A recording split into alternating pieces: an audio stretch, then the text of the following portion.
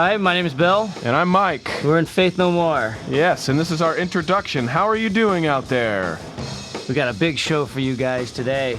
Alrighty, first of all, we're going to start off with a fetus cut called, I can't pronounce that. How do you say that? Verklempt. I think it's has something to do with body piercing on a female. Oh, tattoos. Yeah, that's what it is. Yeah, right. It's a New York thing. That was fetus with Verklempt. Gee. I got a question for you, Mike. There's a question. All right, I'll answer it. Anything. All right, well, Russ Taylor and Chris Hoffman of WCWP want to know how the album compares to previous ones. Well, this one's got a much better feeling to it, I would say, Bill. It seems like it's a little more coherent, and I think we were a little more focused for this record. We're probably also a little bit happier.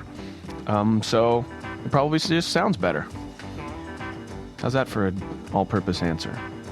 Yeah, I think that, I think this is, the vibe on this record was really good, so.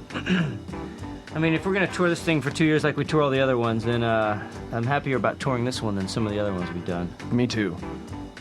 All right. Well, let's hear some music, Let's hear some music, enough bullshit.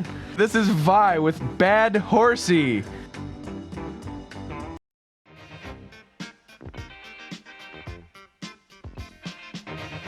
All right. That was Vi listening to Bad Horsey. I got another question, Bill. Greg Gura from Concrete Marketing wants to know, in the long run, do you think the stadium tour with Metallica and Guns N' Roses helped or hurt the band? Well, that's a really interesting question. I think that probably as far as our career goes, it didn't really help the band much at all. And I think that when we went through it, it was a kind of hard time. So it wasn't really that great of an experience. We had a lot of canceled shows too, so we had a lot of downtime. But I think in the long term, it really helped the band because it really helped us build character. And character building is always necessary in life. And we definitely had some character built on that one. Yeah, but enough talking about us. All right. Let's listen to this new Godflesh song here. It's called Body Dome Light. That was Godflesh with Body Dome Light. Well, you know, Mike, Dave Clark from WFNMP had of New Paltz. Oh, New Paltz. Yeah. It's a horrible little town. He wanted to know if since the departure of Jim Martin, the overall sound of the band has changed. Of course the sound has changed. The guitar playing, I think, is a little more interactive with the band. I think guitar probably plays a little bit more of a prominent role in songwriting. I think we were pretty excited to be working with a new guy, and we wrote and tailored some of the material toward guitar. And here comes our coffee. Hey, that's Dean. Hey, it's Dean, our new guitar player. Hey, Come Dean. on in. That's funny. We were just talking about our guitar player. Yeah. Fuck you. What are you talking about? Well, Dave Clark. What do you think about how the band has changed with a new guitar player? It's definitely way better. All right. That's all we wanted to know. That's good enough. We have a man who's confident. This is Misery Loves Company with My Mind Still Speaks. That was Misery Loves Company with My Mind Still Speaks. How about Jeff Smith from KDUR, Durango, Colorado, wants to know, how often do you smoke pot? Does pot have a huge influence in your music? That's a good question. That is a good question. And what do you do late at night in Durango, Colorado, may I ask, Jeff? No, I don't smoke pot. Never touch this shit. I hate it. What about you, Dean? I love it. Dean loves pot. I used to like pot, now I don't like pot. I don't think anybody in the band smokes pot, except for our drummer, when it's free. So, have you heard of Filter? Never. Well, they got a cool song called Hey Man, Nice Shot. Let's hear it, huh? Ow! All right. That was Filter with Hey Man, Nice Shot. Excuse me. Got a question here. Steve Messina from Music Den Records wants to know, what was Courtney Love's involvement with Faith No More?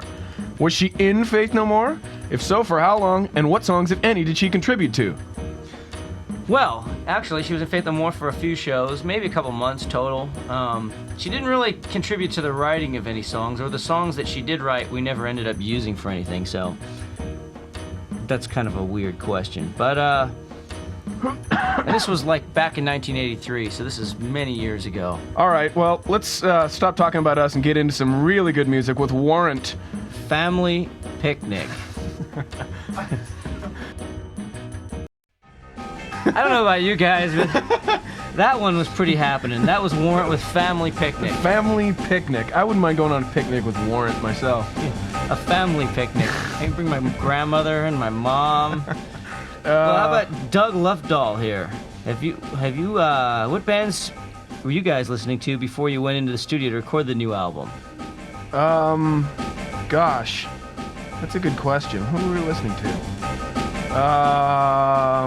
There's a station up in San Francisco called Magic 61 that I was listening to, and they play the old hits from the 40s and 50s.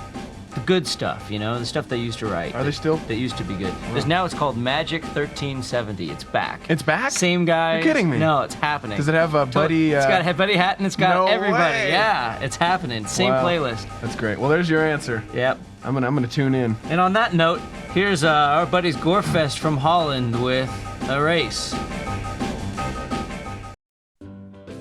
Okay, then. That was Gorefest with Erase. One more question here. Gary Fonseca from Now and Then Records has a question for the band. Why did it take so long to come out with a new album? And what was going on in between? That's a good question, and it's going to take some answering. Well, we toured for a year and a half. It took 3 years for the album, first of all. Then we toured for a year and a half, so it's a year and a half. Then we tried to write songs with our guitar player. That took about 3 months. Nothing happened there. So we're looking at 1 year and 3/4. Then we had to get rid of the guitar player and get a new guitar player, and that took another 3 months. So that makes it 2 years even. Then we had to write the songs, which took another 6 months, so that's 2.5 years. Then we had to record it, which took 3 months, and then we had to wait for it to get manufactured, which took another 3. So all in all, that's a total of 3 years. Are you satisfied, Gary? What were Yeah. you doing for 3 years? Yeah. This is Thorn anyway with Pacing. Pacing.